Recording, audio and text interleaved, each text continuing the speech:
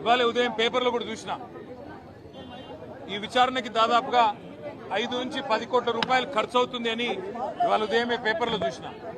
అందుకే ముఖ్యమంత్రి రేవంత్ రెడ్డికి నేను ఒక మాట చెప్పదలుచుకున్నాను.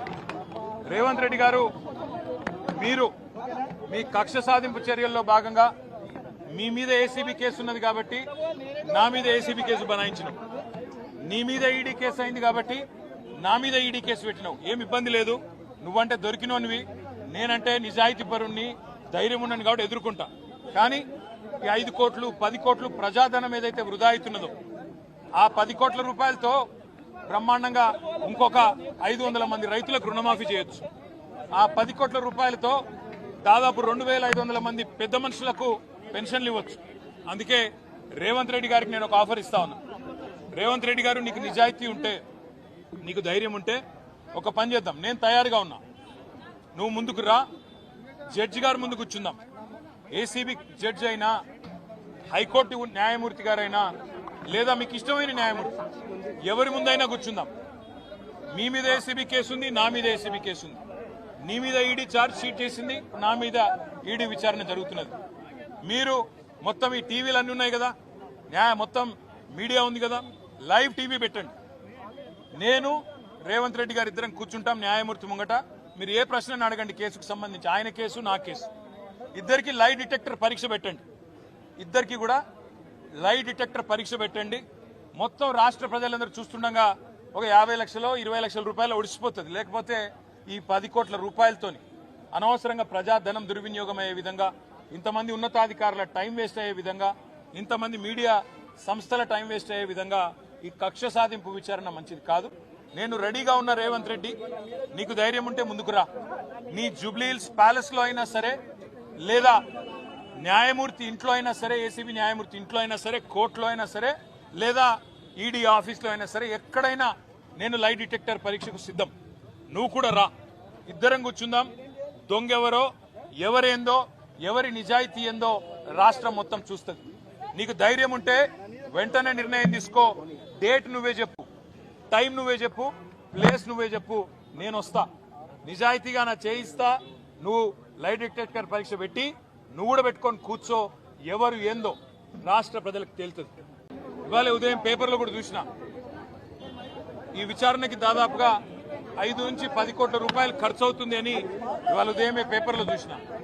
అందుకే ముఖ్యమంత్రి రేవంత్ రెడ్డికి నేను ఒక మాట చెప్పదలుచుకున్నాను. రేవంత్ రెడ్డి గారు, మీరు మీ కక్ష సాధింపు చర్యల్లో భాగంగా మీ మీద ఏసీబీ కేసు ఉన్నది కాబట్టి నా మీద ఏసీబీ కేసు బనాయించినావు, నీ మీద ఈడీ కేసు అయింది కాబట్టి నా మీద ఈడీ కేసు పెట్టినావు. ఏం ఇబ్బంది లేదు, నువ్వంటే దొరికినోనివి, నేనంటే నిజాయితీ పరుణ్ణి, ధైర్యం ఉన్నాను కాబట్టి ఎదుర్కొంటా. కానీ ఈ 5 కోట్లు 10 కోట్లు ప్రజాధనం ఏదైతే వృధా అవుతున్నదో ఆ 10 కోట్ల రూపాయలతో బ్రహ్మాండంగా ఇంకొక 500 మంది రైతులకు రుణమాఫీ చేయొచ్చు. ఆ 10 కోట్ల రూపాయలతో దాదాపు 2500 మంది పెద్ద మనుషులకు పెన్షన్లు ఇవ్వచ్చు. అందుకే రేవంత్ రెడ్డి గారికి నేను ఒక ఆఫర్ ఇస్తా ఉన్నా. రేవంత్ రెడ్డి గారు, నీకు నిజాయితీ ఉంటే, నీకు ధైర్యం ఉంటే ఒక పని చేద్దాం. నేను తయారుగా ఉన్నా, నువ్వు ముందుకు రా, జడ్జి గారు ముందు కూర్చుందాం. ఏసీబీ జడ్జి అయినా, హైకోర్టు న్యాయమూర్తి గారైనా, లేదా మీకు ఇష్టమైన న్యాయమూర్తి ఎవరి ముందైనా కూర్చుందాం. మీ మీద ఏసీబీ కేసు ఉంది, నా మీద ఏసీబీ కేసు ఉంది.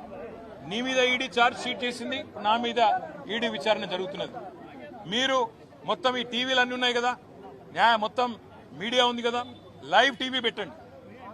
నేను రేవంత్ రెడ్డి గారు ఇద్దరం కూర్చుంటాం న్యాయమూర్తి ముంగట. మీరు ఏ ప్రశ్నను అడగండి కేసుకు సంబంధించి, ఆయన కేసు నా కేసు. ఇద్దరికి లై డిటెక్టర్ పరీక్ష పెట్టండి. ఇద్దరికి కూడా లై డిటెక్టర్ పరీక్ష పెట్టండి. మొత్తం రాష్ట్ర ప్రజలందరూ చూస్తుండగా ఒక 50 లక్షలు 20 లక్షల రూపాయలు ఒడిసిపోతుంది. లేకపోతే ఈ 10 కోట్ల రూపాయలతోని అనవసరంగా ప్రజాధనం దుర్వినియోగం అయ్యే విధంగా, ఇంతమంది ఉన్నతాధికారుల టైం వేస్ట్ అయ్యే విధంగా, ఇంతమంది మీడియా సంస్థల టైం వేస్ట్ అయ్యే విధంగా ఈ కక్ష సాధింపు విచారణ మంచిది కాదు. నేను రెడీగా ఉన్న రేవంత్ రెడ్డి, నీకు ధైర్యం ఉంటే ముందుకు రా. నీ జూబ్లీహిల్స్ ప్యాలెస్ లో అయినా సరే, లేదా న్యాయమూర్తి ఇంట్లో అయినా సరే, ఏసీబీ న్యాయమూర్తి ఇంట్లో అయినా సరే, కోర్టులో అయినా సరే, లేదా ఈడీ ఆఫీస్లో అయినా సరే, ఎక్కడైనా నేను లై డిటెక్టర్ పరీక్షకు సిద్ధం. నువ్వు కూడా రా, ఇద్దరం కూర్చుందాం. దొంగెవరో, ఎవరేందో, ఎవరి నిజాయితీ ఏందో రాష్ట్రం మొత్తం చూస్తుంది. నీకు ధైర్యం ఉంటే వెంటనే నిర్ణయం తీసుకో. డేట్ నువ్వే చెప్పు, టైం నువ్వే చెప్పు, ప్లేస్ నువ్వే చెప్పు, నేను వస్తా.